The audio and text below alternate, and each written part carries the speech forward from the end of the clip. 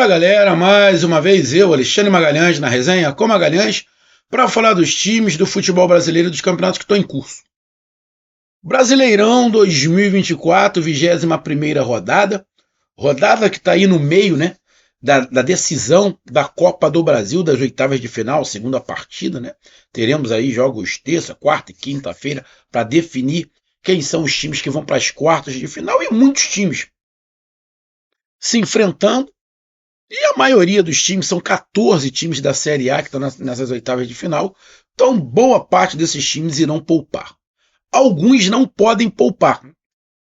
E outros não tem como poupar.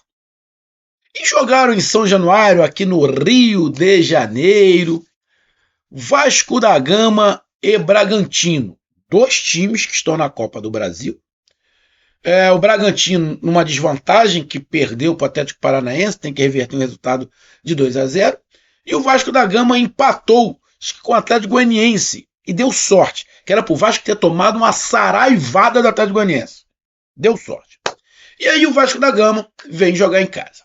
Bom, o Bragantino está mais na parte de cima da tabela, poderia poupar, como poupou. O Vasco da Gama, mais perto da zona do rebaixamento, lógico, se o Vasco ganhasse, ele até passava o Bragantino. Mas o Vasco estava atrás na tabela. E o Vasco tem um jogo em casa contra o Atlético Goianiense, só que o Vasco, na minha opinião, não é que o Vasco não precisava poupar. O Vasco não tem elenco para poupar. Se o Vasco poupar muito, ele não ganha de ninguém.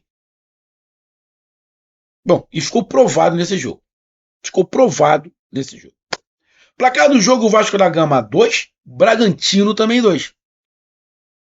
E aí eu vou explicar o porquê que eu estou dizendo. Eu falei no início, falei nos meus palpites e vou repetir. O Vasco não tem elenco para poupar. E o Vasco não pode poupar. A prioridade do Vasco não pode ser a Copa do Brasil. O time do Vasco é para não cair.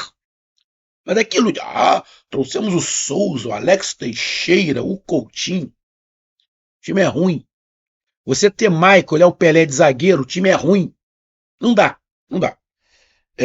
O Hugo jogou aqui no Flamengo, volante, Cocão. Pô, irmão, na boa. O time é fraco. É para não cair. 2-2, um placar pro Vasco ruim.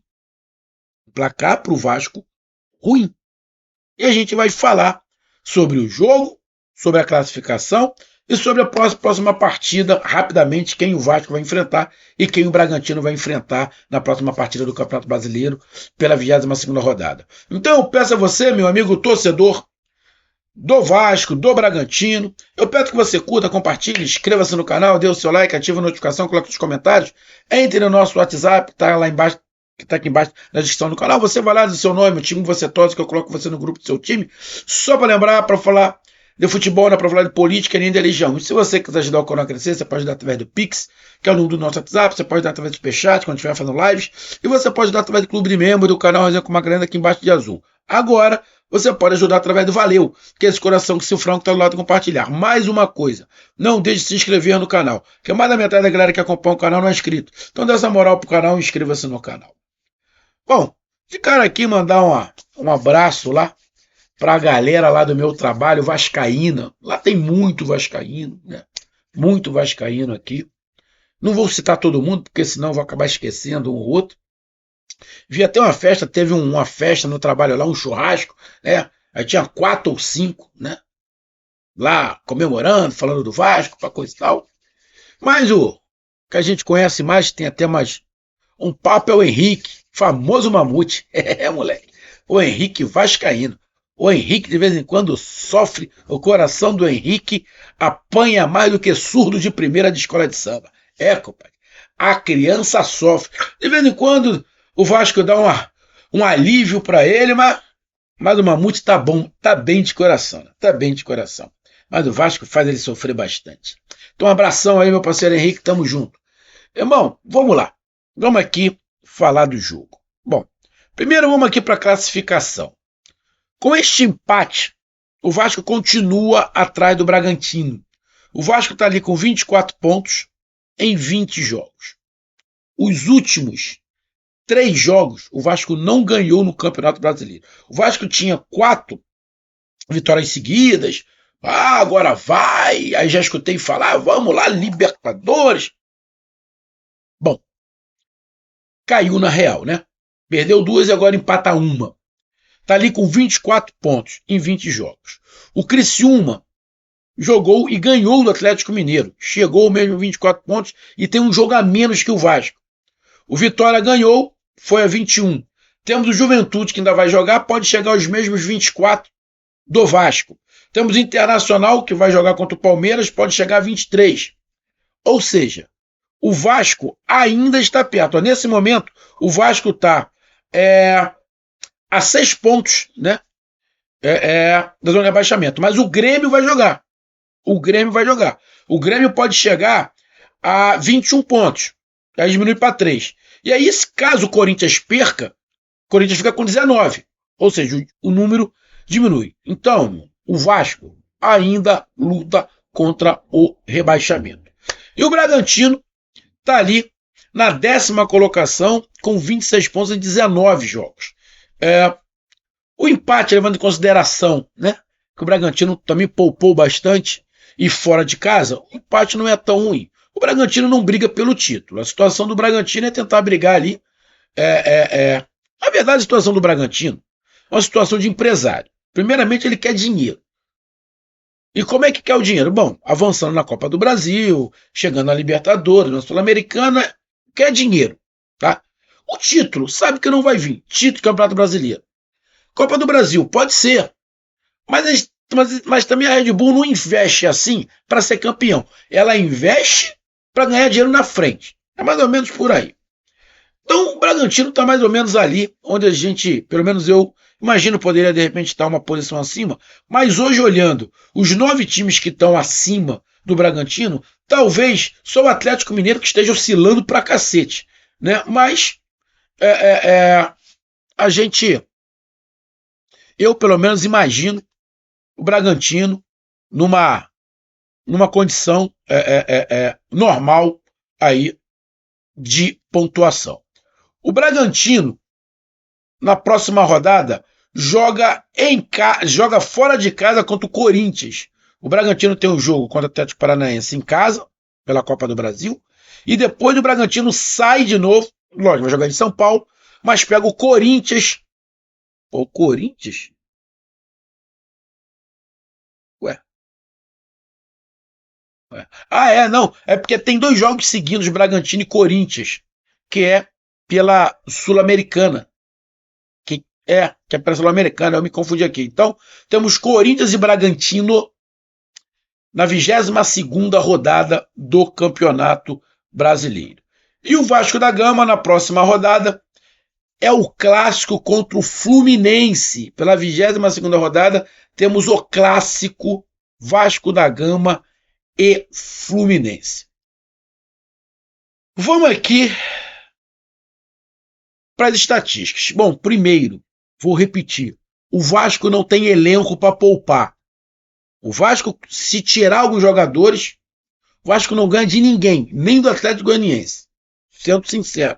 Sendo curto e grosso, não estou zoando ninguém. Sendo curto e grosso. Pô, você tem uma zaga com Léo e Maicon. Se você pode pensar em alguma coisa grande, porra, não dá. Então, de sacanagem, né? Souza. Porra, o Souza com todo respeito, irmão. Já deu. O Hugo, garoto novo, mas também é bem limitado. Bem limitado. Coutinho ainda vai se ingressar ali, ainda vai conseguir ajeitar. Vai render no Vasco. Coutinho vai render, mesmo com alguma ruindade do lado dele, ele vai render, mas aí você não tem o Verratti. Pô, você não tem o Verratti, tu não tem 40, 50% do time. Pô. Mas o Adson até que fez uma boa partida ali, mas você não pode poupar muito. O Vasco não dá para poupar. E o Vasco no primeiro tempo poupou. Bom, o Vasco no primeiro tempo poupou, saiu perdendo no primeiro tempo. Segundo tempo, colocou mais a cavalaria, conseguiu virar. E no finalzinho deu um mole e tomou o empate. Então, números. Chute. O Vasco chutou 11 vezes, o Bragantino 7. Em direção ao gol, o Vasco chutou 3, o Bragantino 3. Pouco. Posse de bola. O Vasco teve mais posse de bola do que o Bragantino. Até porque o Bragantino faz um gol muito cedo e o Bragantino recua para sair no contra-ataque. E o Vasco acaba ficando mais com a bola. Então é por isso que ficou essa situação. E o Bragantino conseguiu alguns bons contra-ataques, teve até chance de fazer o segundo. O Vasco criou também algumas oportunidades no primeiro tempo, poderia até empatar, mas foi um jogo, na minha opinião, do primeiro tempo, aonde o Bragantino estava mais à vontade. Aonde o Bragantino estava mexido também, bastante mexido, mas estava mais à vontade, justamente pelo fato de ter feito o gol primeiro. E o Vasco da Gama, faltando criação, estava faltando um homem ali para levar a bola. O Adson estava até bem, né? Mas estava faltando um pouco de inteligência no Vasco da Gama. Muita vontade, muita disposição, mas achei o Bragantino mais encaixado e também mais tranquilo por causa do gol. Você pega aqui os acertos de passes, o Vasco acertou mais passes do que o Bragantino. Os outros números de escanteios dali, 4 para o Vasco, 1 para o Bragantino. E aí termina o primeiro tempo, Bragantino 1-0. Justo. Cara, o Bragantino aproveitou a oportunidade, fez o gol, uma falha do Pelé, do Pelé, porra, como é que vai falar Pelé? O Léo, né? O cara passou por ele como quem pata por uma criança, e aí faz o gol. O torcedor começa a vaiar, o Vasco não consegue se encontrar. Cria bastante, o Adson faz uma boa partida pelo lado direito, mas parece que estava sozinho, estava faltando alguém do lado dele ali, estava faltando um meio campo, estava faltando uma criatividade. E aí, quando vai para o segundo tempo, o Vasco muda. Então, no primeiro tempo, não vou falar que foi injusto. O Bragantino faz o gol, faz uma boa partida, consegue controlar, consegue algumas arrancadas e consegue controlar o jogo. Não foi muito superior, mas achei o Bragantino melhor organizado. Vai para o segundo tempo, o Bragantino vem numa falta de vontade.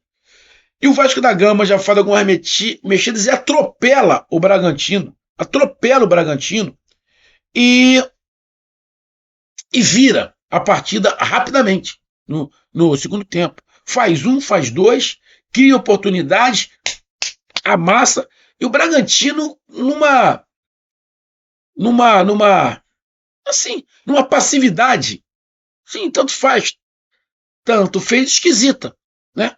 Ou, sei lá, sentou em cima do resultado, ou, sei lá, veio esquisito. E o Vasco pressionou, foi para cima, melhorou, né?